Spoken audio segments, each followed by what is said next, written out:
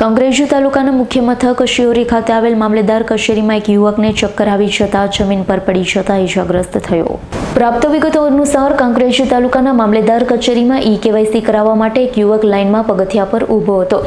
ચક્કર આવતા જમીન પર પડી જતા પટકાયો હતો. મોઢાના ભાગે તેમજ માથામાં ગંભીર ઈજા થતા ઇજાગ્રસ્ત હાલતમાં 108 દ્વારા તાત્કાલિક સારવાર અર્થે શિહોરી ખાતે આવેલ સરકારી હોસ્પિટલમાં ખસેડવામાં આવ્યો.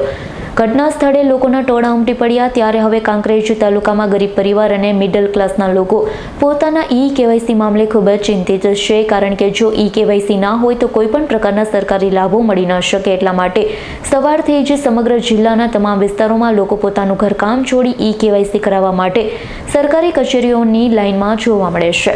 કાંકરેજ તાલુકા મામલેદાર કચેરીમાં એક વિનાજી ઠાકોર નામના યુવકને ચક્કર આવતા પગથિયા પર ઊભો હતો. જમીન પર પડી ગયો એટલે લોહી લુહાણ હાલતમાં સરકારી કર્મચારી અને અરજદારો દ્વારા 108ને કોલ કરી ઘટના સ્થળે બોલાવી સારવાર અર્થે ખસેડવામાં આવ્યો.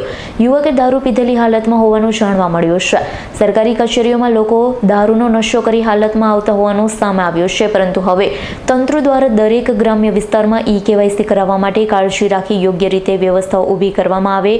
ગ્રામ્ય વિસ્તારમાં લોકોને હેરાનગતિ ન થાય. જો કે સરકારી કચેરીઓમાં બેસવા માટે અને પાણીની વ્યવસ્થા કરવામાં આવે.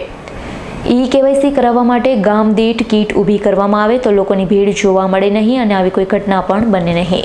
કરશનસિંહ સોલંકીનો રિપોર્ટ, S9 ન્યૂઝ, કાંકરેજ.